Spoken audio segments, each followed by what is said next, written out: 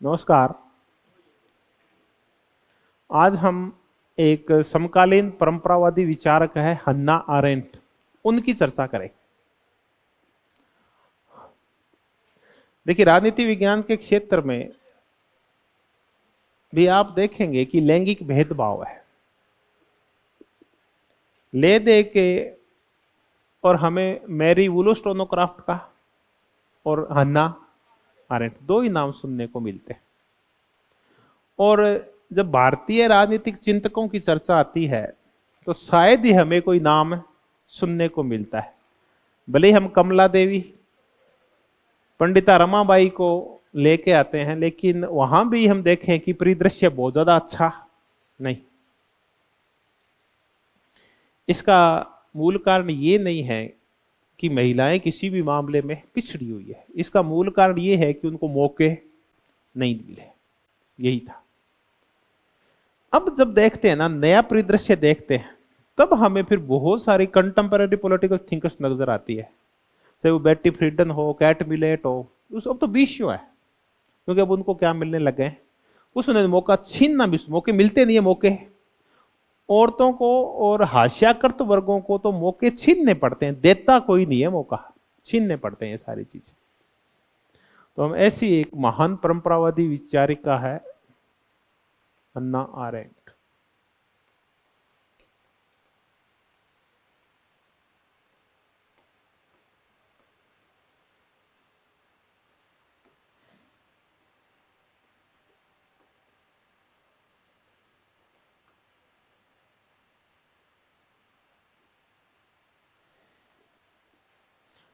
हन्ना aren't, देखिए हन्ना aren't के पहले जीवन परिचय देख ले, किस प्रकार ये थोड़ा सा आइडिया लग जाता है कि कहाँ की थी, क्या थी। हन्ना आरेंट मूलतः यहूदी है और जर्मनी में पैदा हुई थी। और जब हिटलर का होलोकास्ट शुरू हुआ, महाविध्वंस शुरू हुआ, तो यहूदियों ने जर्मनी को छोड़ना शुरू कर दिया। जेविस जिनको बोलते हैं, यहूदियों ने, जिनका देश इजराइल बना, उन्होंने हिटलर के डर से उसने निर्णय कर लिया था कि मैं इस एक प्रजाति का, नृ जाति का क्या कर दूंगा, सफाया कर दूंगा। आज हम चर्चा करेंगे उसकी। तब बहुत सारे यहूदी छोड़ के गए थे जर्मनी को, और ऐसे ही यहूदियों ने जाके और राजनीति विज्ञान को नया स्वरूप दिया था अमेरिका में। ऐसे यहूदियों में हम लियो स्ट्रॉस का नाम पढ़ते हैं, ऐसे यहूदियों में हम मार्गनथाउ का नाम पढ़ते हैं, एक नहीं ऐसे न्यूमैन पढ़ते हैं। 20 ऐसे थिंकर्स हैं जो है तो अमेरिकन, लेकिन मूलतः वो गए हुए कहां से हैं, वो सारे जर्मनी से गए हुए। जब हम व्यवहारवाद पढ़ेंगे तो व्यवहारवाद को हम कहेंगे कि इंटरडिसिप्लिनरी मोड में आ गया था, अंतः अनुशासनात्मक हो गया था, अंतर विषय हो गया था। एक ही विषय के साथ और विषयों का अध्ययन हमने शुरू कर दिया था, क्योंकि मानव व्यवहार को व्यापक रूप से समझना है। अगर मानव का राजनीतिक व्यवहार समझना है तो आर्थिक व्यवहारों से, मनोवैज्ञानिक व्यवहारों से अलग है नहीं होता, वो सामाजिक व्यवहार का ही एक प्रकार है। तब उसमें जो सोशियोलॉजी घुसाई गई थी और जो अन्य तात्कालिक और रूप घुसाए गए, विशेष करके मनोविज्ञान और सोशियोलॉजी, वो सिर्फ जर्मन्स की देन है। तो व्यवहारवाद को भी बहुत ज्यादा प्रभावित किया था इन जर्मन्स विचारकों के, जो मूलतः यहूदी थे। तो ऐसे फिर भागना पड़ा था हन्ना आरेंट को। फिर हन्ना आरेंट ने बाकी की जिंदगी अमेरिका में बिताई। ये इसका जो बाकी का अध्ययन अध्यापन है वो प्रिंसटन विश्वविद्यालय में और शिकागो में था। और इसने लियो स्ट्रॉस के साथ मार्गनथाउ और ओडिन का नाम तो हम कम पढ़ते हैं, दर्शन के क्षेत्र में उसका बड़ा नाम, हम तो 2 नाम पढ़ते हैं, लियो स्ट्रॉस का और मार्गनथाउ का। ये कह लीजिए कि आप एक क्षेत्र से उठे हुए हैं, ये कह लीजिए कि आप जाति के हैं, इससे बड़ा कि इनकी धारा एक थी, इसलिए इनमें आपस में प्रेम था। हन्ना आरेंट खुद परंपरावादी है और लियो स्ट्रॉस भी परंपरावादी है, और मार्गनथाउ भी परंपरावादी यथार्थवादी है। यथार्थवादी मूलतः धारा किसकी है, परंपरावाद की एक धारा यथार्थवाद है। तो इनका घनिष्ठ संबंध था और ये सारे एक ही डिपार्टमेंट में काम किया करते थे। इन्हें अधिकांश, ये कोई पॉलिटिकल फिलोसफी का है, कोई इंटरनेशनल पॉलिटिक्स का है, कोई मॉडर्न पॉलिटिक्स का है। वहां विषय है ना, वो अलग रूप में फैले हुए हैं, अपने यहां इतना फैलाव नहीं है विषयों का। जैसे आप जेएनयू में जाओगे तो वहां इंटरनेशनल स्टडीज अलग है और पॉलिटिक्स की अलग है, बस वही बात थी। तो David Easton, Leo Strauss, Morgenthau और हन्ना रेंट, चारों समकालीन है और चारों एक ही समय में एक ही विश्वविद्यालय में एक ही डिपार्टमेंट में काम किया करते थे। वहीं हन्ना रेंट एक नौकरी कर रही है शिकागो विश्वविद्यालय के डिपार्टमेंट में, वहीं मॉर्गन थाउ कर रहा है, पर पढ़ा अलग अलग रहे। कोई पॉलिटिकल फिलोसफी पढ़ा रहा है, कोई मॉडर्न पॉलिटिक्स पढ़ा रहा है और कोई इंटरनेशनल रिलेशन पढ़ा रहा है। पढ़ाते अलग अलग थे ये समकालीन सारे, एक ही विश्वविद्यालय के थे। तो हन्ना रेंट भी प्रिंसटन और शिकागो विश्वविद्यालय से जुड़ी हुई थी, लेकिन ये व्यवहारवाद की विरोधी थी। तो ये मूलतः कैसी विचारक है? परंपरावादी विचारक है। जो हम समकालीन परंपरावादियों की जब हम चर्चा करते हैं कि समकालीन समय में परंपरावादी कौन है, देखिए परंपरावादी वो होता है जो काय को स्थान देता है? मूल्यों को। वो है जो नॉर्म्स को, मानक पे ध्यान देता है। वो जो निर्देशात्मकता के ऊपर ध्यान देता है, जो नॉर्म्स के ऊपर ध्यान देता है।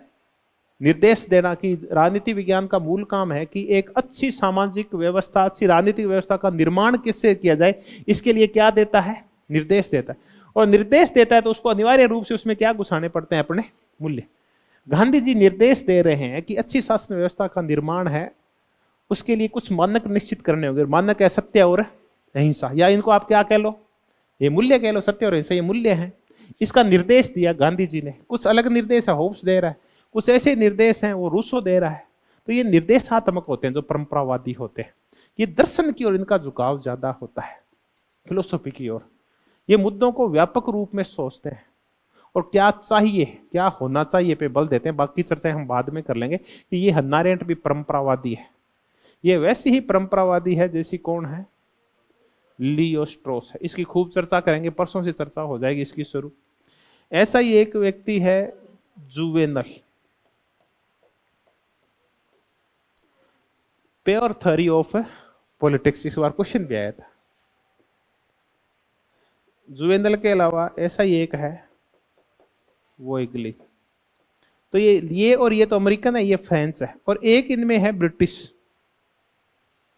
जो कि इस विश्वविद्यालय का, इसका लंदन स्कूल ऑफ इकोनॉमिक्स का प्रिंसिपल था, ऑक्सफोर्ड, माइकल ऑक्सफोर्ड।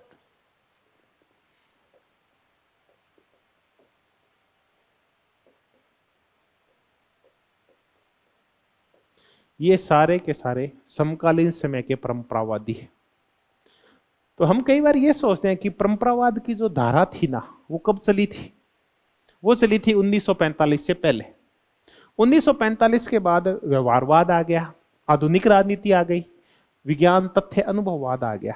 तो क्या उसके बाद परंपरावादी गायब हो गए थे? नहीं, उनका विरोध कर रहे थे ये वाले सारे, Leo Strauss, Jouvenel, Voegelin, Michael Oxford और हन्ना अरेंट, ये उनके साथ ही चल रहे थे। लेकिन ये दब गए थे। छा कौन गया था? डेविड ईस्टन और उसका समूह छा गया था। व्यवहारवादी छा गए थे राजनीति विज्ञान के ऊपर। ये भी काम कर रहे थे। ये फिर उभार कब आया इनका? 1970 के बाद, जब व्यवहारवादियों ने कहा कि हम अब उत्तर व्यवहारवादी हो गए हैं और हमें भी मूल्य स्वीकार है, तब इनकी चर्चाएं फिर होने लग गई थी। तो ये ऐसी ही एक विचारिका हम कह रहे हैं हन्ना अरेंट है, जो मूल्यों के ऊपर बल देती है, क्या होना चाहिए के ऊपर बल देती है, राजनीति के लिए कुछ नए निर्देश जारी करती है, कुछ मानक डिसाइड करती है, कुछ नॉर्म्स डिसाइड करती है कि अच्छे समाज का, अच्छी राजनीतिक व्यवस्था का, अच्छे शासन का निर्माण कैसे किया जाए। हन्ना अरेंट की पुस्तकें बड़ी ही फेमस पुस्तकें हैं और बहुत ही बार पूछी जाती है, और छोटे छोटे नाम है, बड़े ना लोकप्रिय से नाम है इसकी पुस्तकों। इसकी एक पुस्तक है ओरिजिन ऑफ टोटलिटेरियनिज्म।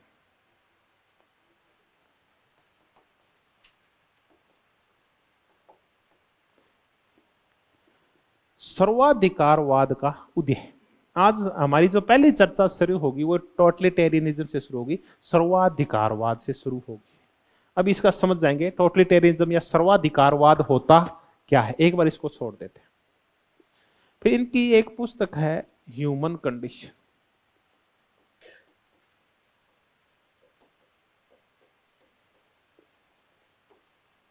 1958 के में आई थी। ये भी बड़ी महत्वपूर्ण पुस्तक है। उसके बाद दो पुस्तकें इनकी हम एक साथ पढ़ते हैं, ऑन वायोलेंस, हम इसकी भी चर्चा करेंगे, और ऑन रिवॉल्यूशन, हम इसकी भी चर्चा करें। तो ये कह लो टोटलिटेरियनिज्म के ऊपर, सर्वाधिकारवाद, ये हिंसा फैलाता है और इसके खिलाफ क्या जरूरी है, रिवॉल्यूशन, ऐसे मान लें आप। तो ये कुछ पुस्तकें आपको याद करनी पड़ेगी। फिर है बिटवीन पास्ट एंड फ्यूचर। एक पुस्तक लिखूंगा, एक पुस्तक आपको याद आएगी, अभी आपके ना मन मस्तिष्क को ऐसे खटक खटक करेगी, ऐसी एक पुस्तक, between past and future.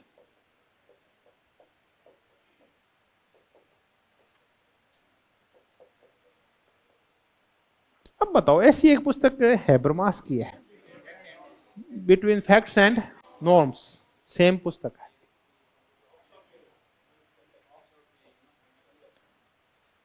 Human conduct, इसके साथ लिख लो उसको। ये तो ह्यूमन कंडीशन है, मानवीय स्थिति है, वो है ह्यूमन कंडक्ट, व्यवहार। ये ऑक्सफोर्ड की है। अभी जब चर्चा कर रहे थे, माइकल ऑक्सफोर्ड ब्रिटिश था, लंदन स्कूल ऑफ इकोनॉमिक्स का प्रिंसिपल रहा है माइकल ऑक्सफोर्ड। इसकी है ह्यूमन कंडक्ट। हेबरमास की है between facts and norms. Between past and future किसकी है, हन्ना आरेंट की है। तो साथ लिख लेते हैं तो अलग करना आसान हो जाता है। Between facts and norms, Habermas की। फिर है dark, man in dark age, dark age याद रहती है, मैन इन डार्क टाइम, ये याद रह जाए तो ठीक है।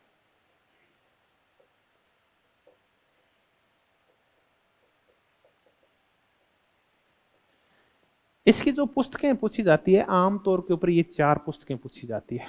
ओरिजिन ऑफ टोटलिटेरियनिज्म, ये कैसे आया सर्वाधिकारवाद, ह्यूमन कंडीशन, ऑन वायलेंस और ऑन रेवोल्यूशन, हिंसा के ऊपर और क्रांति के ऊपर। बाकी ये दो है, आपकी इच्छा हो तो याद रख ले आप। ये चार किताबें महत्वपूर्ण है।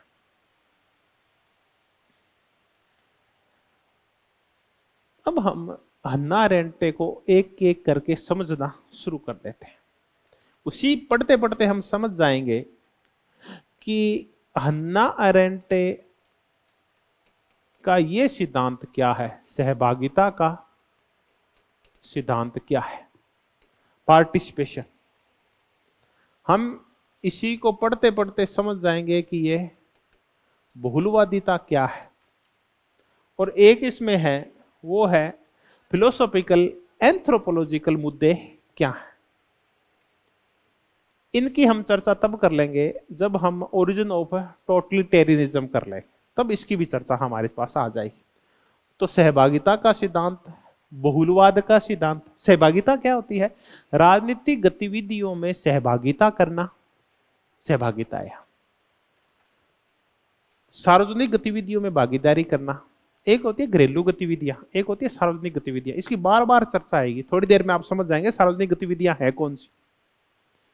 जब आप समाज कल्याण के लिए घर छोड़ के बाहर निकलते हैं, जब आप प्रदूषण के खिलाफ कोई एक मोर्चा खड़ा करते हैं, जब आप भ्रष्टाचार के खिलाफ कोई मोर्चा खड़ा करते हैं, जब आप रूढ़ियों और परंपराओं के खिलाफ जो घातक है उनके खिलाफ जब आप मोर्चा खड़ा करते हैं, जब आप शोषण के खिलाफ मोर्चा, चाहे जातीय हो निर्जातीय हो, मोर्चा खड़ा करते हैं, जब आप अपने देश की निर्णय प्रक्रिया को प्रभावित करने की कोशिश करते हैं, नीतियों को प्रभावित करने की कोशिश करते हैं, आप अपने राजनीतिक आकाओं पर कोई दबाव डालते हैं, तो हम कहते हैं कि आप क्या कर रहे हैं, राजनीतिक गतिविधियों में सहभागिता कर रहे हैं। सिर्फ चुनाव लड़ना और वोट डालना ही राजनीतिक सहभागिता नहीं होती। निरंतर विरोध करना, निरंतर चर्चाएं करना, परिचर्चाएं करना, थोड़ी देर में हम और देख लेंगे कैसे होती है, ये सब राजनीतिक सहभागिता का निर्माण करती है। अब आ गया बहुलवाद, ये हम बार बार पढ़ रहे हैं, प्लुरलिज्म। तानाशाही की शुरुआत वहां से होती है जहां से एकलवाद आता है, जबकि जब लोकतंत्र आता है, जब विकास होता है, या जब आदमी का विकास करना हो, तो वहां आवश्यक क्या चीजें होती है, बहुलवाद। ऑप्शन ज्यादा जरूरी होते हैं, बहुल चीजें आवश्यक होती है ताकि आपको चयन की स्वतंत्रता रहे और आप अपनी मन इच्छित चीजों का चयन कर सकें या मन इच्छित चीजों का निर्माण कर सकें, इसके लिए बहुलवाद है।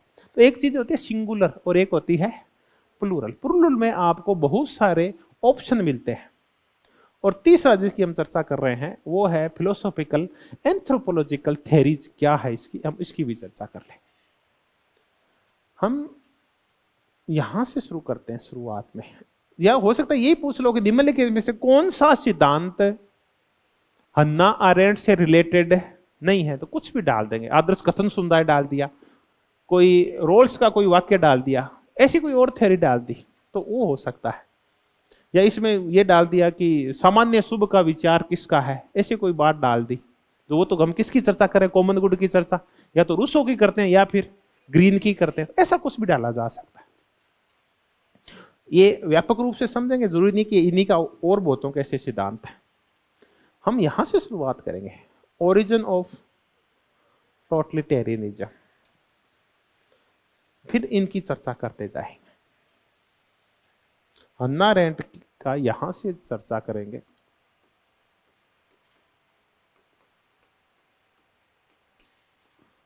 सर्वाधिकारवाद का उदय। पहले तो है ना हमें समझना होगा कि सर्वाधिकारवाद क्या है। इसके साथ साथ हम एक शब्द और समझेंगे, सत्तावाद क्या है, अथॉरिटेरियनिज्म क्या है। तो टोटलिटेरियनिज्म और अथॉरिटेरियनिज्म, सत्ता होती है अथॉरिटी, उसी से बना है अथॉरिटेरियनिज्म या सत्तावाद, और टोटलिटेरियनिज्म से बना है सर्वाधिकारवाद।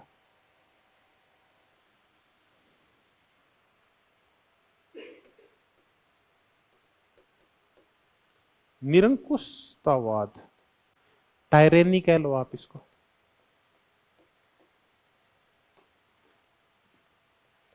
डिक्टेटरशिप, तानाशाही,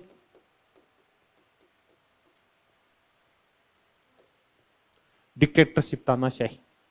एक शब्द और लिख देते हैं, अधिनायकवाद।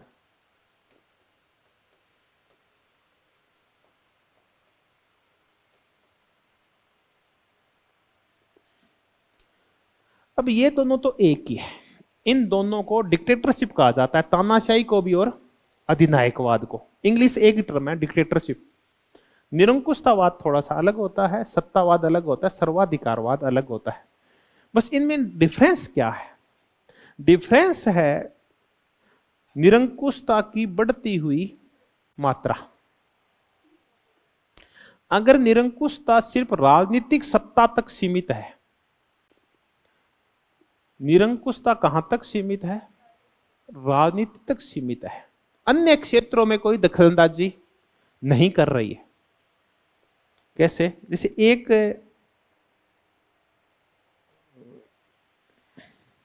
इससे समझ में आ जाएगा आपको एक बार, सैन्य शासन, क्योंकि ये आपने देख रखा है। पाकिस्तान में मुशर्रफ आ गया, मुशर्रफ क्या करेगा? और किसी भी मामले में हस्तक्षेप है, वो एक ही कहेगा कि नवाज शरीफ तू देश छोड़ के भाग जा, बेनजीर भुट्टो तेरे को नेतागिरी करने की जरूरत है नहीं है, सत्ता पे अब किसका कब्जा है? मेरा। वो सिर्फ एक ही काम करता है, राजनीतिक सत्ता को अपने हिसाब से चलाता है, उसको हम क्या बोलते हैं? सत्तावाद। ये सिर्फ राजनीतिक क्षेत्र में एकाधिकार स्थापित करता है, औरों को पनपने नहीं देता, उसको सत्तावाद बोलते हैं। निरंकुशतावाद या टायरेनी इसका अगर सही शब्द है, तो जब राजा है वो बिगड़ जाए और तानाशाही करने लगे और अपनी जनता को मारने लगे, तो वो क्या बन जाती है? टायरेनी। अब इसको कहीं नहीं है, ये भी आमतौर पर राजनीतिक क्षेत्र में हस्तक्षेप करता है और विरोधियों को पनपने नहीं देता। ऐसे ही शब्द कौन से आए हैं? तानाशाही और अधिनायकवाद आए। ऐसे ही एक सैन्यवाद होता है। लेकिन इनमें सबसे खतरनाक क्या है? सैन्यवाद कभी भी सर्वाधिकारवाद बन सकता है, तानाशाही और अधिनायकवाद कभी भी सर्वाधिकारवाद बन सकता है, निरंकुशतावाद कभी भी अधिनायकवाद बन सकता है। ये जो रूप हैं, तो आप निरंकुशता बोलो, डिक्टेटरशिप बोलो या सैन्य शासन बोलो, ये पहले क्या होते हैं? सत्तावादी होते हैं, और फिर बढ़ के क्या हो जाते हैं? कई बार ज्यादा बढ़ जाते हैं तो क्या हो जाते हैं? सर्वाधिकारवाद हो जाते हैं। तो हमें दो ही चीजों का अर्थ समझना है कि सत्तावाद क्या होता है और सर्वाधिकारवाद क्या होता है? जब कोई एक निरंकुश शासक, जब कोई एक तानाशाह, जब कोई एक डिक्टेटर, जब कोई एक सैन्य शासक सिर्फ राजनीतिक मामलों में एकाधिकार स्थापित करता है तो हम उसको क्या बोलते हैं? सत्तावाद। वो पूरी अथॉरिटी पे, पॉलिटिकल अथॉरिटी पे कब्जा कर लेता है, सत्ता पे कब्जा कर लेता है, तो वो होता है सत्तावाद। यानी अब इसका क्षेत्र है वो सिर्फ राज्य तक है, राजनीति तक है। अब आ गया सर्वाधिकारवाद। जब एक कोई अधिनायक, एक कोई डिक्टेटर समाज के समस्त क्षेत्रों पे काबिज हो जाए तो अब हम उसको क्या बोलेंगे? वो सर्वाधिकारवाद है। दोनों में खतरनाक कौन है? सर्वाधिकारवाद, क्योंकि हर क्षेत्र तक पहुंच गया। ये हर क्षेत्र का तात्पर्य ये शिक्षा में दखलंदाजी करेगा। आपको वही पढ़ना पड़ेगा जो राज्य कहेगा, किताबें ये फाइनल करेगा। जब मुशर्रफ आया पाकिस्तान में, मान लेते हैं, तो उसने ना ये नहीं कहा किताबें बदल दो स्कूल की, उसने ने ये कहा कि फलाने को ये करो, उसको वैज्ञानिक को ये कर दो, कुछ नहीं कहा उसने। भाई हमें मुझे सत्ता से मतलब है, स्कूल कॉलेजेस में जो चल रहा है उसको चलने दो, जो प्रयोग हो रहे हैं उनके होते रहने दो।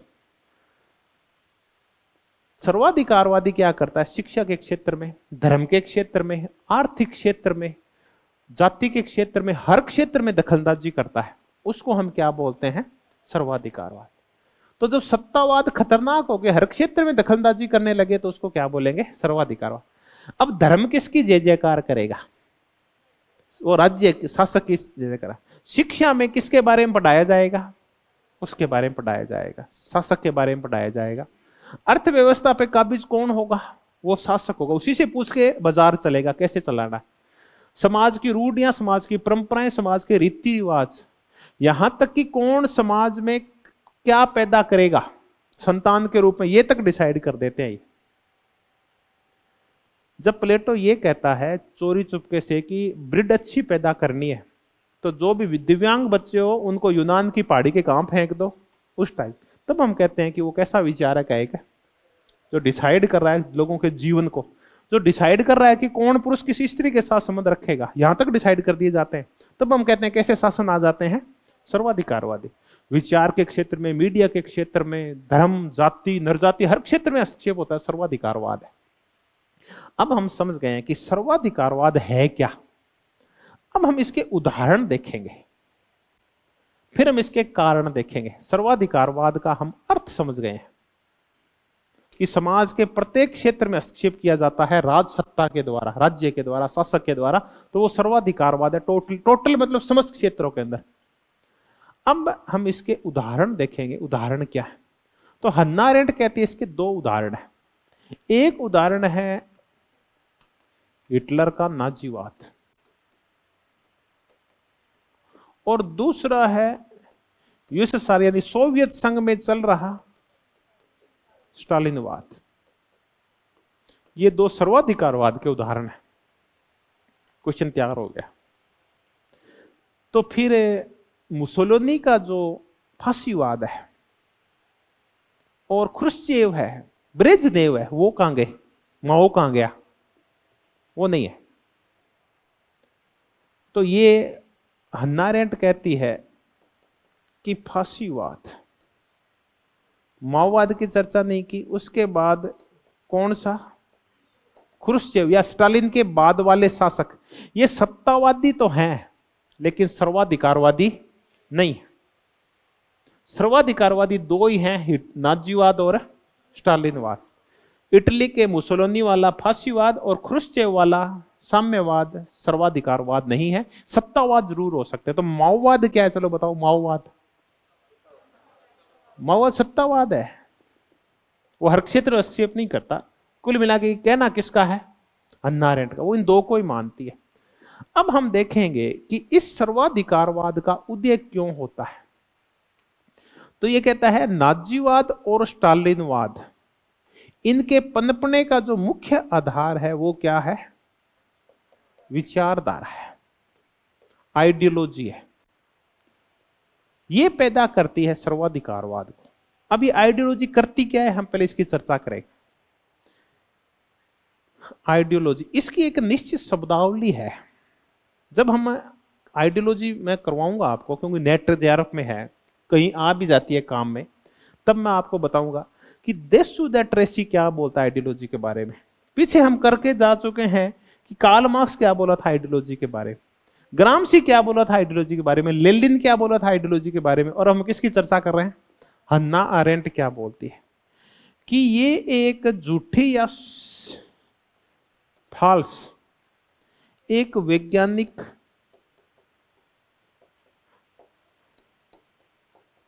वैश्विक दृष्टि का निर्माण करती है।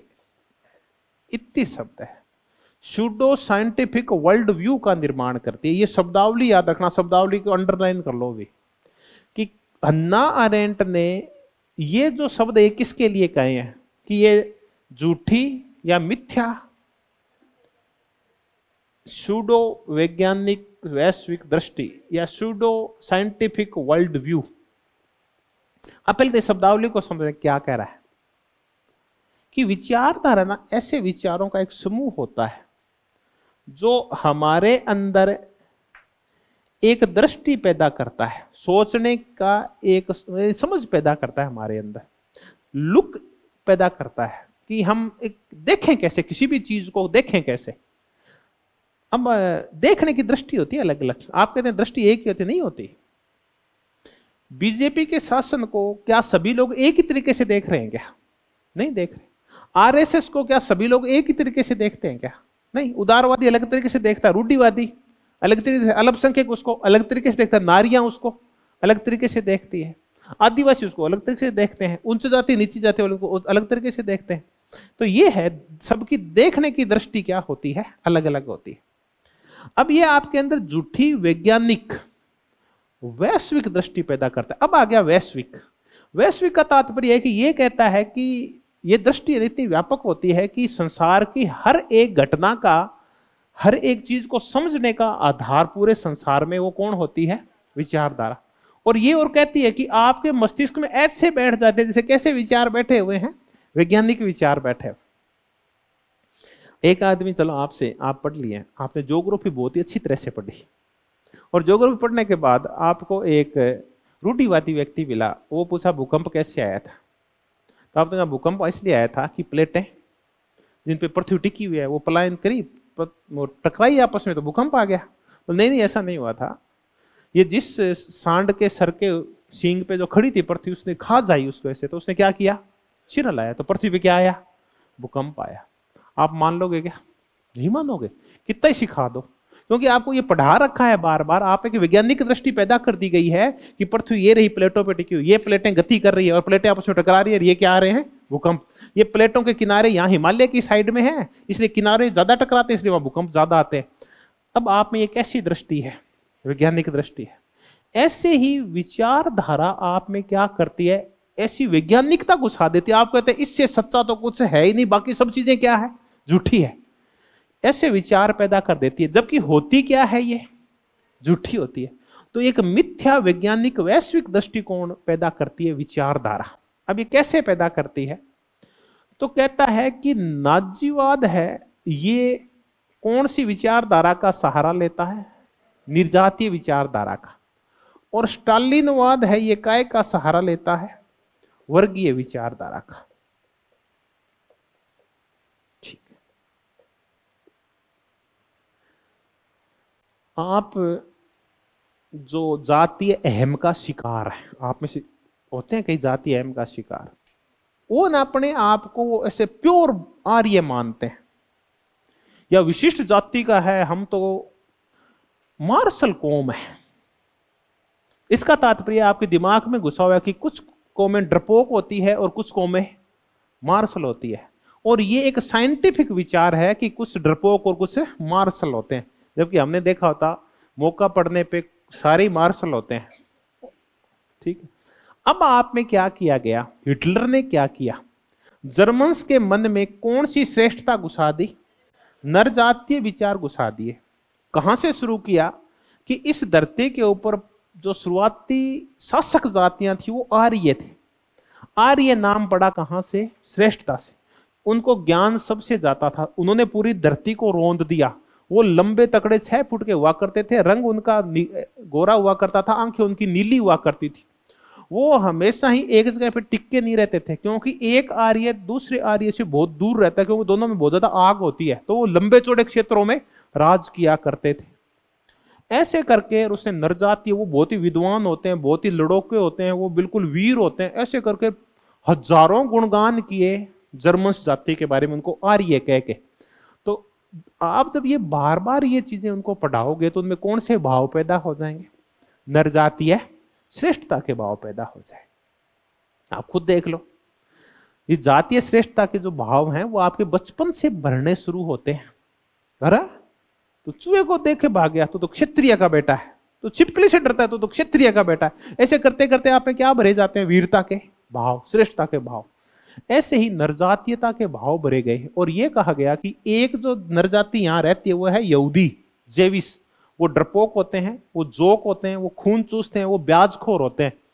इस धरती पे उनकी कोई जरूरत नहीं है। तो उसने नरजातीय विचारधारा का सहारा लिया, और स्टालिन ने काय का सहारा लिया? वर्गीय, कि वर्ग दो होते हैं, एक शोषक और एक शोषित। शासन होगा वो शोषक वर्ग का होगा, जो मजदूर हुआ करते तब वो राज करेंगे, और वो डिसाइड करेंगे देश चलेगा कैसे, किसको जिंदा रहना है, किसको मारना है, वर्ग डिसाइड करेगा। और इसने कौन डिसाइड करेगा? नरजाति डिसाइड करेगी, आर्य डिसाइड करेंगे कौन रहेगा, कहां राज करना है।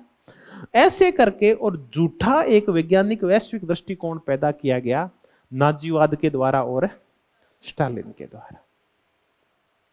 अब क्या करता है? अब ये सर्वाधिकारवाद फिर कैसे आया? टोटलिटेरिज्म कैसे आया? ये जो वर्ग थे ये आंख मूंद के किसकी बात मानने लगे? स्टालिन की। और जो जर्मन्स आर्य थे वो किसकी बात मानने लगे? हिटलर की। मौके का फायदा उठा के हिटलर ने न केवल राजनीतिक क्षेत्र पे कब्जा किया, बल्कि धर्म पे कब्जा कर लिया, समाज पे कब्जा कर लिया, नरजातीयता पे कब्जा कर लिया। यहां तक कि यह भी कह दिया कि अगर किसी जर्मन के नीले आंखों वाला बेटा पैदा नहीं हुआ तो इसका मतलब वो यहूदी है, वो उसको क्या करो? मार दो आप। संतानोपत्ति तक को कौन डिसाइड किया करता था? हिटलर। बच्चे के पैदा होते ही बच्चा जैसी समझ पैदा करता था, पहले उसकी आंखें देखो, उसका रंग देखो। अगर वो कमजोर है, दिव्यांग है, नीली आंखों वाला नहीं है तो उसको मौत के घाट उतार दो। अगर वो नीली आंखों वाला है, हष्टपुष्ट है, उसको जिंदा रखो। क्योंकि आर्य होते हैं ये बीमार और दिव्यांग पैदा नहीं होते, ये तो हष्टपुष्ट पैदा होते हैं बचपन से ही। फिर पैदा होते ही उसके हाथ में झंडा पकड़ा दो जर्मनी का, वहां जाते इस किताबें पकड़ा दो जो हिटलर का गुणगान कर रही है। हर क्षेत्र में घुस गया वो, यहां तक कि पारिवारिक क्षेत्र में कौन जिंदा रहेगा? बूढ़ों का क्या करें कि आर्य इतने श्रेष्ठ होते हैं, कभी बूढ़े नहीं होते, तो ये बूढ़े हैं इनको क्या करो? मार दो। तो होलोकॉस्ट सिर्फ उसने यहूदियों का नहीं किया था, बल्कि बहुत सारे बच्चों को और बूढ़ों को भी उसने कहा मौत के घाट उतार दिया था। और किस भाव के नाम पे? श्रेष्ठता के भाव के ऊपर। तो सर्वाधिकारवाद लाया गया हिटलर के द्वारा और स्टालिन के द्वारा। काय के द्वारा? तो मुख्य आधार क्या है बताओ? सर्वाधिकारवाद का उदय। बताओ इसके आगे क्या लिखूं? कारण? विचारधारा। ठीक, विचारधारा के द्वारा आता है सर्वाधिकारवाद। अब यहां से क्वेश्चन आते हैं। पहला, हर क्षेत्र पे कब्जा कर लिया उन्होंने, आगे और समझेंगे और क्यों आता है। विचारधारा तो आती है, बाकी लोग क्या करते हैं ये भी आगे समझेंगे। अब आगे ये ना परंपरावादी विचार का मूलते जो हम चर्चा कर रहे थे, जो मूल्यों के ऊपर इनके ऊपर बल देती है। और ये व्यवहारवाद का क्या करती है? ये खिलाफत करती है व्यवहार का। ये कहता है व्यवहारवाद है ना झूठी वैज्ञानिकता लाना चाहता है, और ऐसी वैज्ञानिकता के द्वारा तानाशाहियों का, नाजीवाद और इसका स्टालिनवाद का सामना नहीं किया जा सकता। अच्छा, आपको नाजीवाद हटाना है और आपको स्टालिनवाद हटाना है, तो आपको इनके विरोधी मूल्य पैदा करने पड़ेंगे।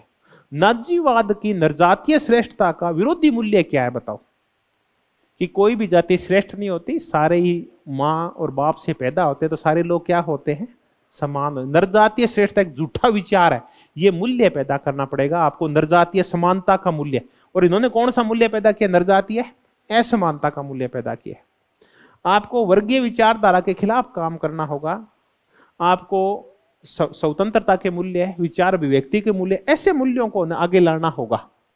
जबकि हमें पता है कि व्यवहारवाद ऐसे मूल्यों की चर्चा ही नहीं करता। वो कहता है कि मैं ज्ञान के लिए ज्ञान दूंगा, मैं ये बता दूंगा कि क्या है, मैं ये बता दूंगा कि हिटलर का नाजीवाद क्या है, ये समझा देंगे कि स्टालिनवाद क्या है। लेकिन ये हटेंगे कैसे, ये अच्छे हैं या बुरे हैं हम नहीं बताएंगे, क्योंकि अच्छे और बुरे होते ही तो मुद्दा क्या हो जाता है, आत्मनिष्ठ हो जाता है। क्योंकि अच्छे और बुरे विचार तो आत्मनिष्ठ होते हैं, व्यक्तिनिष्ठ होते हैं। अच्छे और बुरे, गुड और एविल हैं, ये तो हम डिसाइड करते हैं हमारे अंतर्मन से। विज्ञान के लिए अच्छे और बुरे कोई चीज है, विज्ञान के लिए पानी पानी होता है, वायु वायु होती है, लोहा लोहा होता है। अच्छा और बुरा लोहा कोई चीज नहीं होता, सुंदर और क्रूप लोहा नहीं होता, सुंदर और क्रूप हवा नहीं होती। तो ये कहते हैं आपको अगर मूल्य है तो आत्मनिष्ठ हो जाएंगे, सही गलत का मुद्दा आते ही। तो कौन है वो शुभ है कौन अशुभ है, ये तो आत्मनिष्ठ है। जबकि व्यवहारवादी अपने आप को क्या मानते हैं, ये तो वस्तुनिष्ठ मानते हैं, ऑब्जेक्टिव मानते हैं अपने आप को कि हमारा ज्ञान तो ऑब्जेक्टिव है। आपको स्टालिन और नाजीवाद की अगर खिलाफत करनी है तो आपको अपने विचार घुसाने पड़ेंगे, और अपने विचार घुसाते हैं तो क्या आती है, आत्मनिष्ठता आती है, सब्जेक्टिविटी आती है। जबकि व्यवहारवादी अपने आप को क्या मानते हैं, वस्तुनिष्ठ मानते हैं कि हम इनकी आलोचना नहीं करेंगे, इनका ऑप्शन क्या है हम नहीं बताएंगे, हम तो ये बता देंगे यह है क्या। तब हन्ना अरेंट बोलती है कि व्यवहारवाद भी किसको बढ़ावा देता है, सर्वाधिकारवाद। बताओ क्यों, अब आप बताओ क्यों। क्योंकि व्यवहारवाद मूल्यों की क्या होना चाहिए इसकी चर्चा, तो क्या होना चाहिए इसकी चर्चा नहीं करता, तो चर्चा करता है क्या है। तो क्या तो कौन बैठा है फिर, नाजीवाद बैठा है यार, कौन बैठा है, तो उसको बता के छोड़ देगा। परिवर्तन कैसे होगा ये व्यवहारवाद हमें नहीं बताता। समाज में सुधार कैसे होगा, अच्छा शासन कैसे आएगा, लोग स्वतंत्रता कैसे प्राप्त करेंगे, लोग सुखी कैसे होंगे, हमें व्यवहारवाद नहीं बताता। क्योंकि इसके लिए मूल्य घुसाने पड़ते हैं, इसके लिए अपनी बातें घुसानी पड़ती है। और ये कहते हैं व्यवहारवादी कि हम तो वैज्ञानिक है, अपनी बातें अपने मूल्य राजनीति विज्ञान में नहीं घुसाएंगे। इसलिए हन्ना अरेंटे व्यवहारवाद के लिए भी ये कहती है कि ये कौन से मूल्यों को बढ़ावा देता है, सर्वाधिकार। क्योंकि अगर आप इनकी आलोचना नहीं कर पाएंगे तो ये बढ़ेंगे फिर आपका। और व्यवहारवाद किसी की आलोचना नहीं करता। आलोचना कब होती है, जब आपकी पसंद और नापसंद आ जाती है, तब आलोचना होती है। आप कह रहे हैं कि मुझे आलोचना, मैं तो बताऊंगा कि ये पेन क्या है, काय का बना है, अच्छा और बुरा मैं नहीं बताऊंगा, तो फिर सुधार कैसे होगा पेन में। तो वो कहते हैं हम इतना बता सकते हैं पेन बना काय का है, अच्छा बुरा हम नहीं जानते। तो ये वस्तुनिष्ठ हैं, इसलिए काय को बढ़ावा देते हैं सर्वाधिकार। ये मशीनी कुशलता लाना चाहते हैं कि ये कह रहे हैं मशीनी कुशलता क्या होती है कि मशीन किसी के साथ कोई भेदभाव, ये घड़ी आप हिटलर के बांधो और चाहे गांधी के बांधो, ये किसी के साथ भेदभाव नहीं करेगी। ऐसी व्यवहारवादी कहते हैं कि हम तो उस एक मशीन की तरह हैं, हम किसी से कोई भेदभाव नहीं करते। भेदभाव करते ही तो आप क्या हो जाते हैं, आत्मनिष्ठ हो जाते हैं, अपने मूल्य घुसा देते हैं, आप आदर्शवादी हो जाते हैं। जबकि आपको तो क्या रहना है, वस्तुनिष्ठ रहना है, तथ्यात्मक रहना है, और मूल्यों से क्या रहना है, निरपेक्ष रहना है, मूल्यों से दूर रहना आपको। तो हमने एक टॉपिक कर लिया, कौन सी पुस्तक कर ली बताओ, द ओरिजिन ऑफ टोटलिटेरियनिज्म, सर्वाधिकारवाद क्या होता है, अर्थ देखा, इसके उदय का कारण देखा, और कौन कौन है हमने ये भी देखा, और हमने काय की चर्चा की, विचारधारा। अब और कुछ मत बताओ, इतना बता दो कि हन्ना अरेंट की नजर में विचारधारा क्या है, एक झूठी वैज्ञानिक वैश्विक दृष्टि है, बस सर्वाधिकारवाद का उदय। एक हो गया। अब हम अगली चर्चा करेंगे, वो करेंगे स्वतंत्रता के ऊपर। और हम जो जिस पुस्तक की चर्चा कर रहे हैं वो है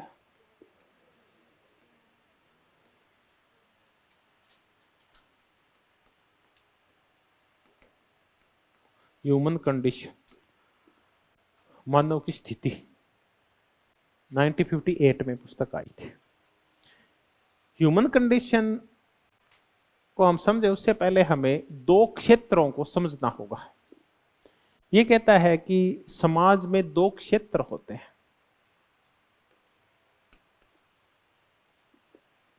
एक होता है सार्वजनिक क्षेत्र और एक होता है निजी क्षेत्र। एक पब्लिक स्फीयर होता है, एक प्राइवेट स्फीयर होता है। समाज इन दो चीजों से मिलकर बनता है। कार्ल मार्क्स कह गया समाज किससे मिलके बना है? आधार और अधिसंरचना से मिलके बना है। सार्वजनिक क्षेत्र में आती है राजनीतिक गतिविधि, निजी क्षेत्र में आती है आर्थिक व कौन सी गतिविधियां? पारिवारिक गतिविधियां। ये आपके निजी क्षेत्र में आती है। सिंपल सा है, कोई समझने की जरूरत नहीं है इसको तो ज्यादा।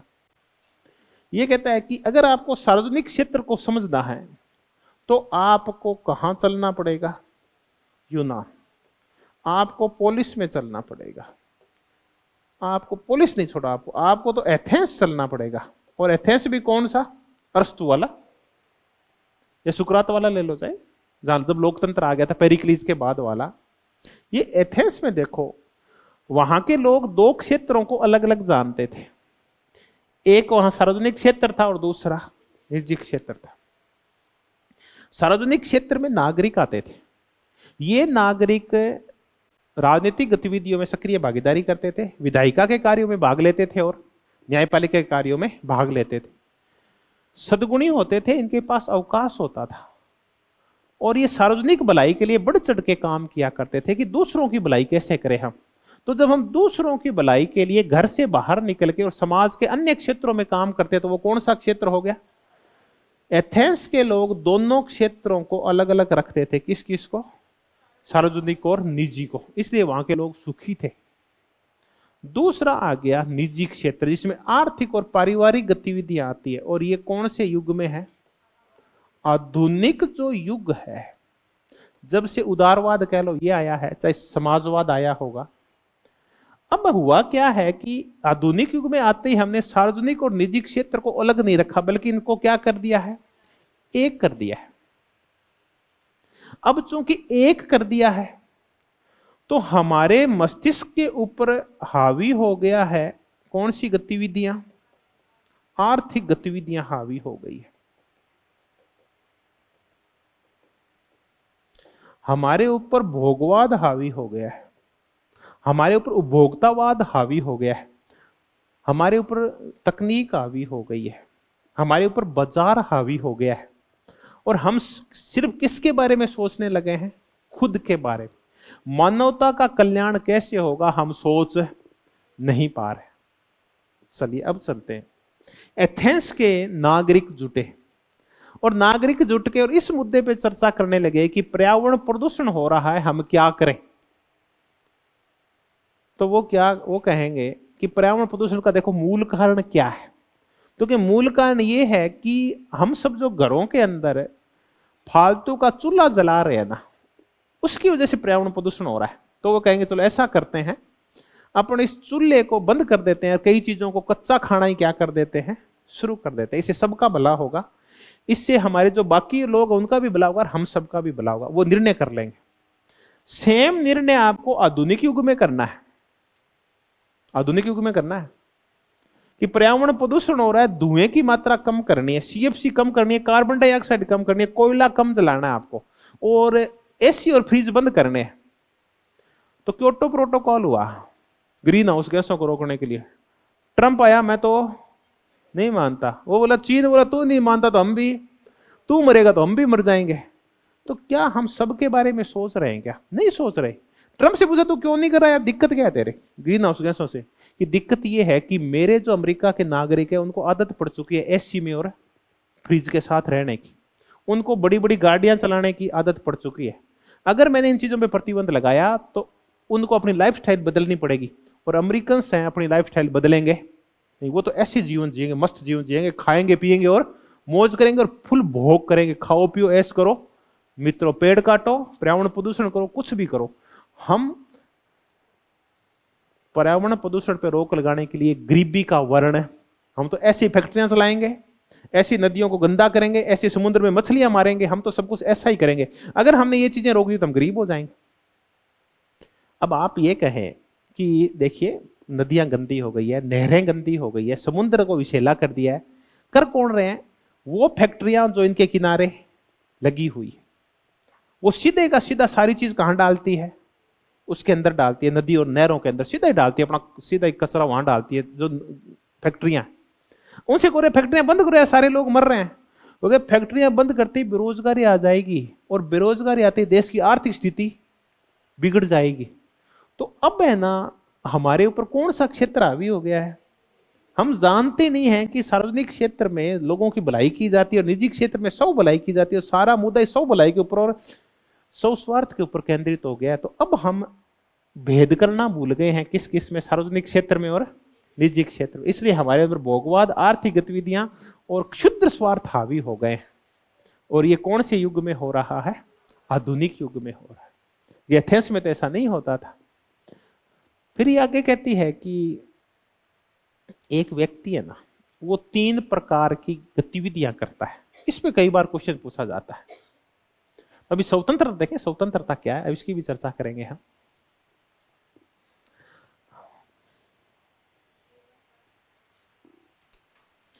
कि एक व्यक्ति 3 गतिविधियां करता है।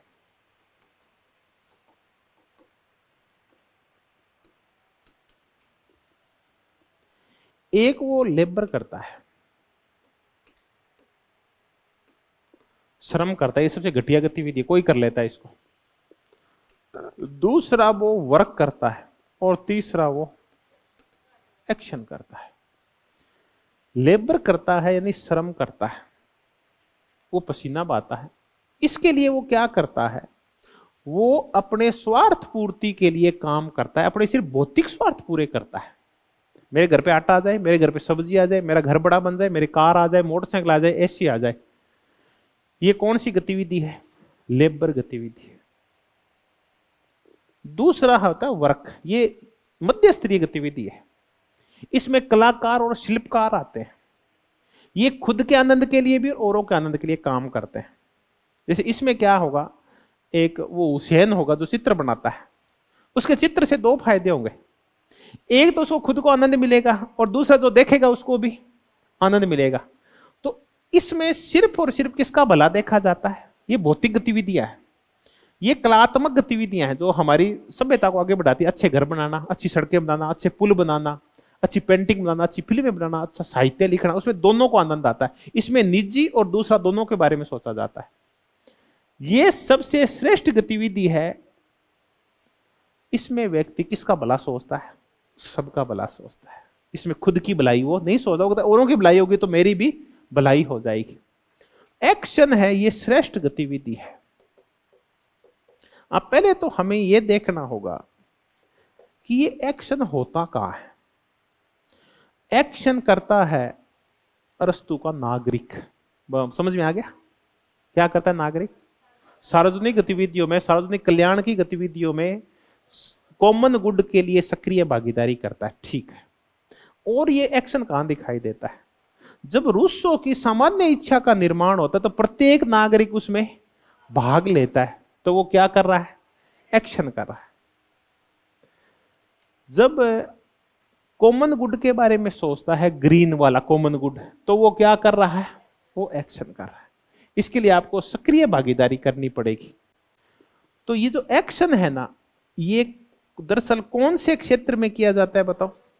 सार्वजनिक क्षेत्र में किया जाता है। ये सार्वजनिक सुख को बढ़ाता है, यानी सबके सुख को बढ़ाता है ये। और इसके लिए सार्वजनिक रूप से विचार विमर्श किया जाता है, सार्वजनिक रूप से एक दूसरे के साथ इंटरेक्शन किया जाता है, घर से बाहर निकला जाता है और विभिन्न लोगों से इस मुद्दे के ऊपर चर्चा की जाती है। तो इसमें पब्लिक इंटरेक्शन होता है, सार्वजनिक विचार विमर्श होता है, सार्वजनिक इंटरेक्शन या विमर्श होता है। इसमें सार्वजनिक क्षेत्र है, किसके लिए काम किया जाता है? सार्वजनिक सुख के लिए। लोग क्या करते हैं? सार्वजनिक विमर्श या इंटरेक्शन करते हैं, आपस में विचार विमर्श करते हैं। ये है श्रेष्ठ गतिविधि कि आप घर से बाहर निकले। अच्छा, हमारे यहां ऐसी कोई गतिविधि कर रहा है क्या? कोई नहीं कर रहा, कोई नहीं कर रहा। जो कर रहे थे वो कहां बैठे? हम नहीं, अंदर बैठे हैं। कोई बोल ही नहीं रहा इस टाइम। तो हम सारे कौन से क्षेत्र के बारे में सोच रहे हैं? स्वयं के बारे में सोच रहे हैं कि ईडी और सीबीआई हमें अंदर नहीं करते, हम यही सोच रहे हैं और कुछ नहीं कर रहे। जबकि इससे पहले 2012-13 में अन्ना हजारे क्या कर रहा था? एक्शन कर रहा था भ्रष्टाचार के विरुद्ध। और बाबा रामदेव काले धन को लेके क्या कर रहा था?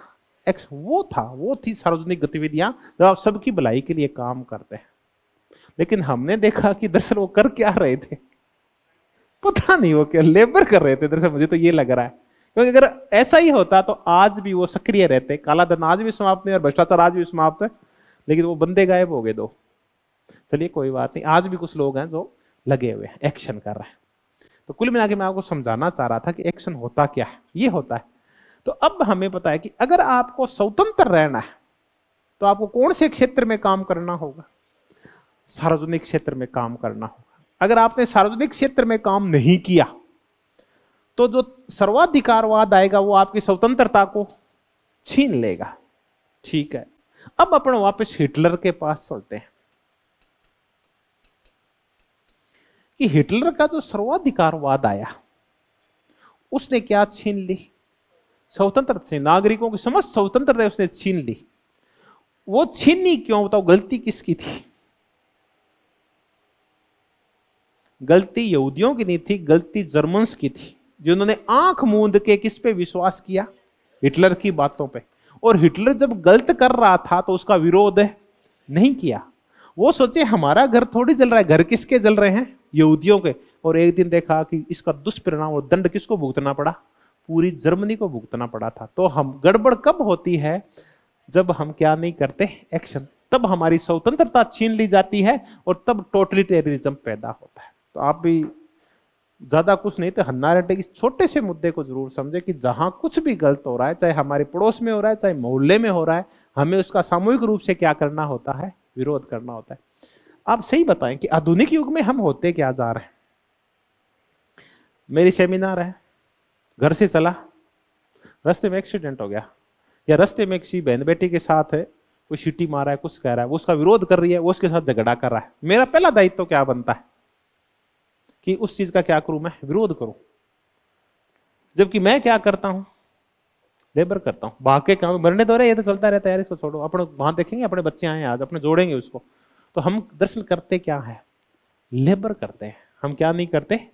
एक्शन नहीं करते। स्वतंत्रता तभी कायम रहेगी जब हम क्या करेंगे? एक्शन करेंगे। और एक्शन किस क्षेत्र में होता है? ये सार्वजनिक क्षेत्र में होता है। तो राजनीति दरअसल कैसी गतिविधि है? राजनीति एक सार्वजनिक गतिविधि है जिसमें क्या किया जाता है?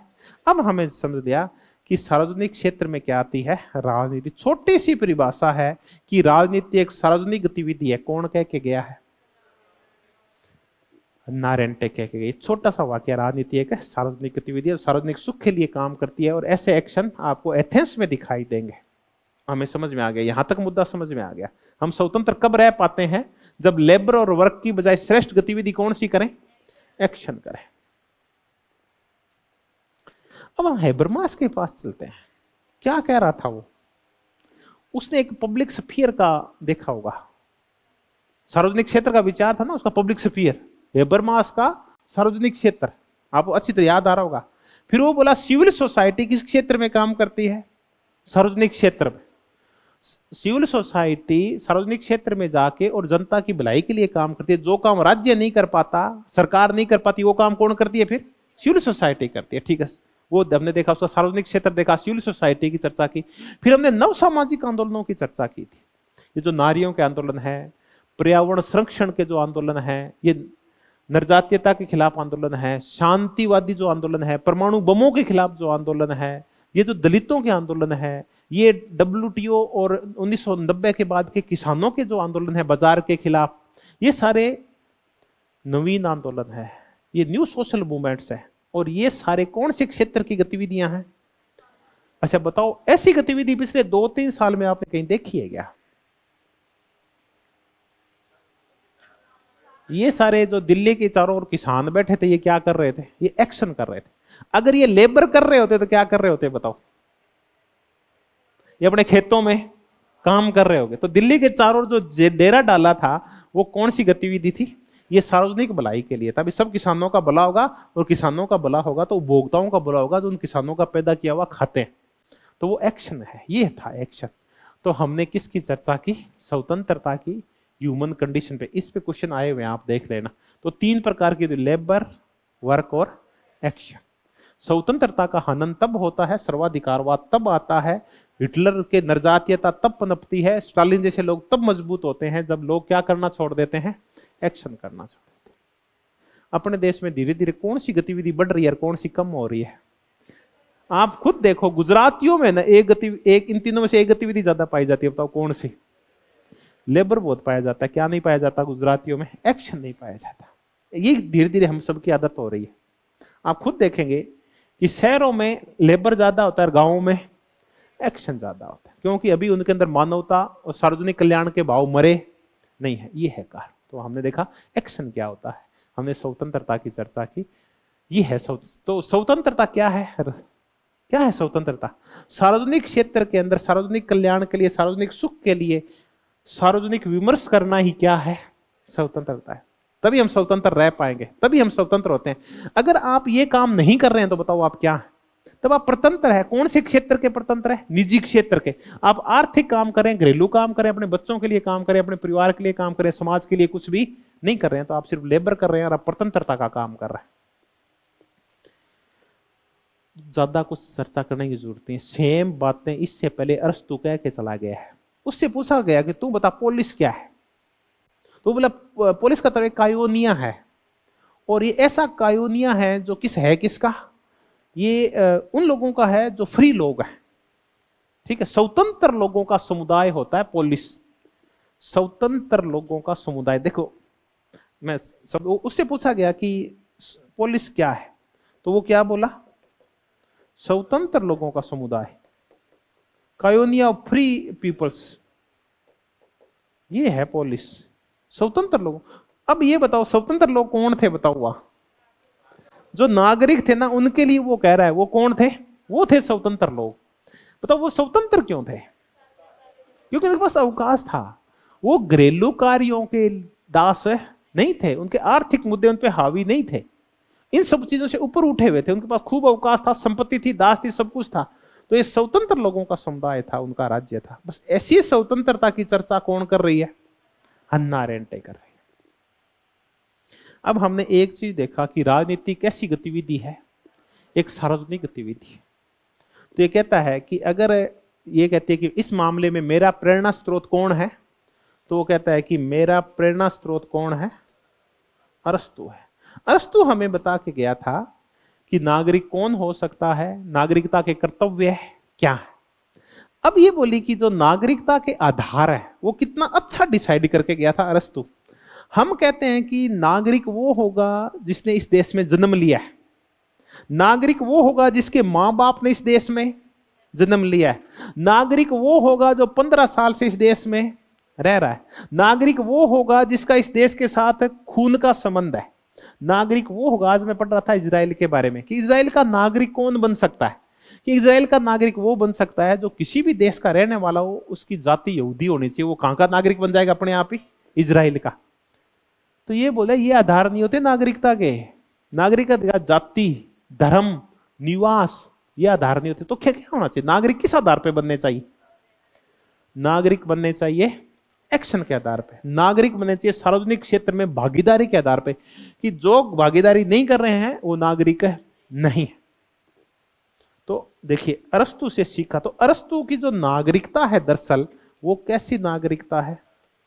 इसको हम कैसी नागरिकता बोलते हैं? सक्रिय नागरिकता। आपको पोलिस का नागरिक बनना है तो आप में क्या विशेषता होनी चाहिए? वहां का रहना जरूरी, रहते दास भी है, वहां रहते तो बुढ़े भी हैं, रहते स्त्रियां भी है, फिर भी वो नागरिक है नहीं है।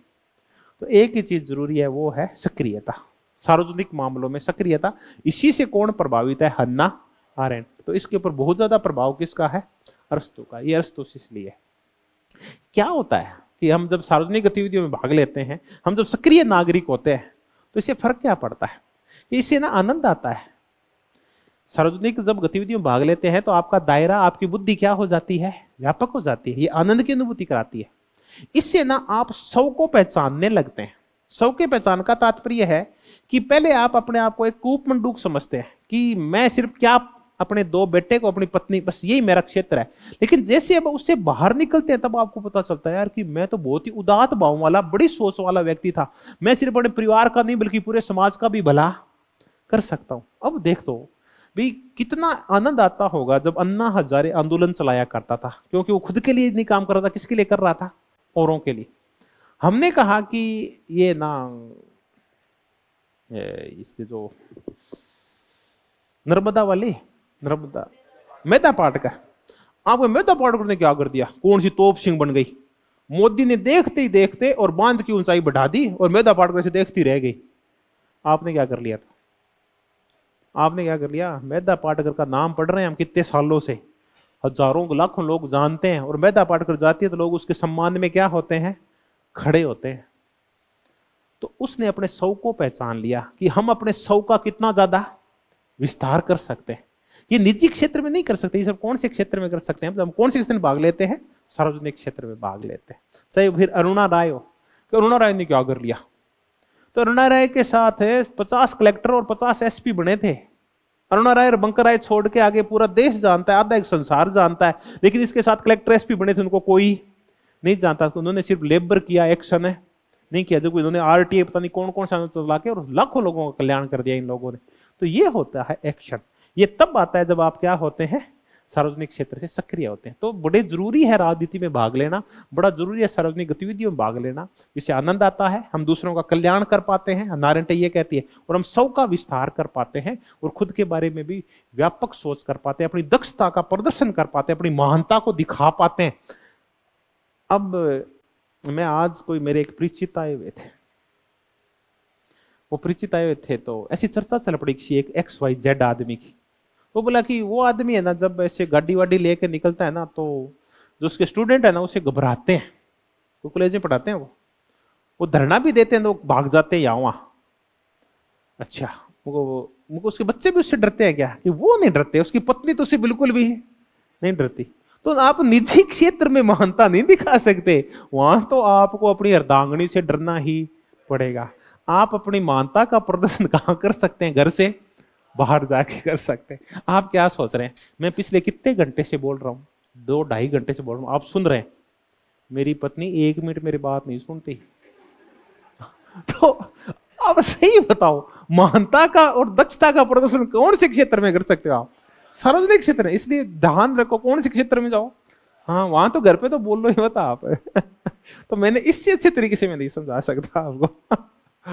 तो हमने कहा कि चर्चा की स्वतंत्रता की, आप याद क्या रखें?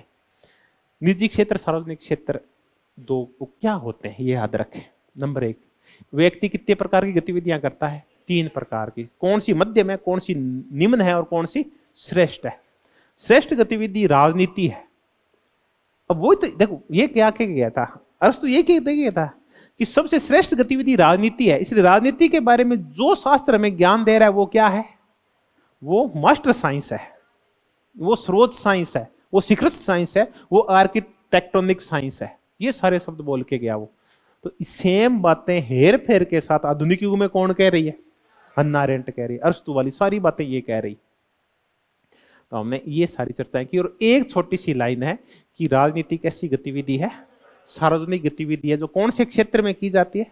सार्वजनिक क्षेत्र में की जाती है। अगर हम नारीवादियों की चर्चा करें और विशेष करके रेडिकल फेमिनिज्म की बात करें, हम कैट विलेट की बात करें या सिमोन दे बुआ की, वो क्या कह रही है? राजनीति पर्सनल, पब्लिक नहीं बल्कि पर्सनल।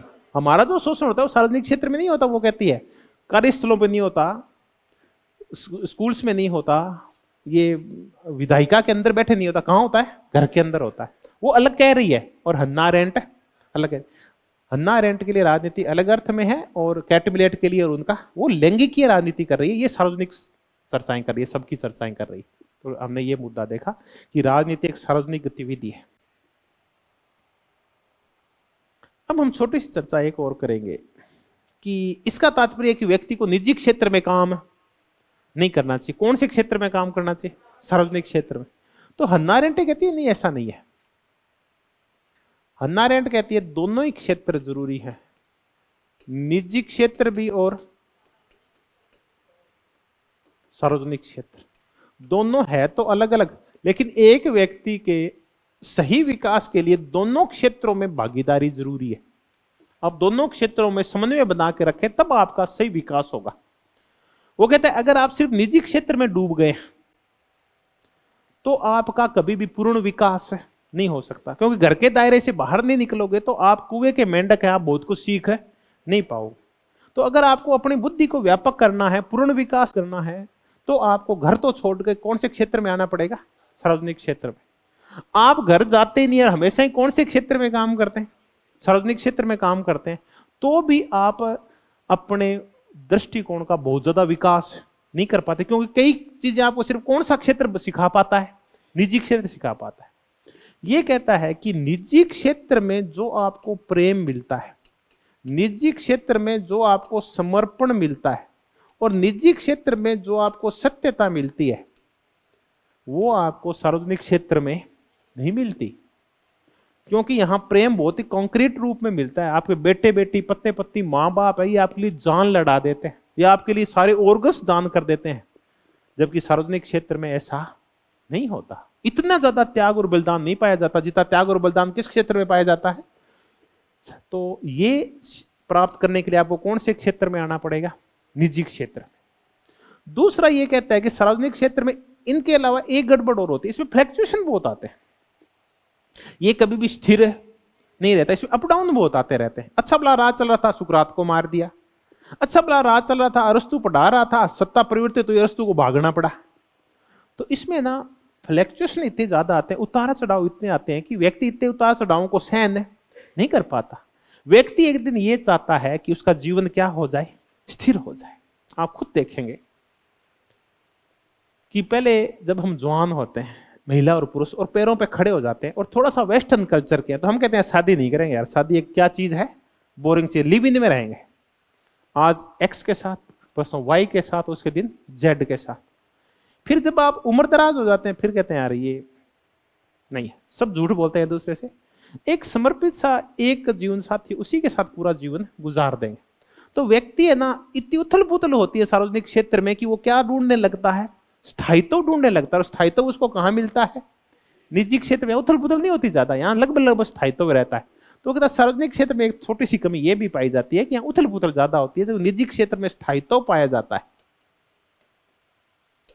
तो ऐसे करके वो कहती है कि दोनों क्षेत्रों में समन्वय बनाए रखना क्या है? जरूरी है। अकेला सार्वजनिक क्षेत्र भी श्रेष्ठ नहीं है और अकेला निजी क्षेत्र भी श्रेष्ठ नहीं है, बल्कि प्रत्येक व्यक्ति को किसके मध्य? निजी क्षेत्र और सार्वजनिक क्षेत्र के मध्य समन्वय बना के रखना चाहिए।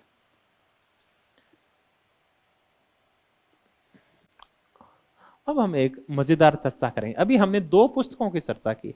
एक तो चर्चा की है ओरिजिन ऑफ टोटलिटेरियनिज्म, कि है क्या सर्वाधिकारवाद, कहां से आया, उदय क्यों हुआ, विचारधारा क्या है, व्यवहारवाद गड़बड़ क्या करता है। फिर हमने दूसरा जो टॉपिक देखा वो देखा स्वतंत्रता क्या है, कहां से आती है, क्यों चली जाती है, स्वतंत्रता का अर्थ क्या है, ये सब हमने देखा। राजनीति क्या है, निजी क्षेत्र और सार्वजनिक क्षेत्र में कौन सा ज्यादा जरूरी है। अब हम अगला टॉपिक जो देखेंगे वो देखेंगे क्रांति, कि क्रांति क्या है। प्रैक्टिस लास्ट में कर लेंगे, कोई चक्कर नहीं है। क्रांति के बारे में चर्चा करते हैं। रिवोल्यूशन, ऑन रिवोल्यूशन पुस्तक है इसकी। धन्यवाद, बहुत बहुत धन्यवाद।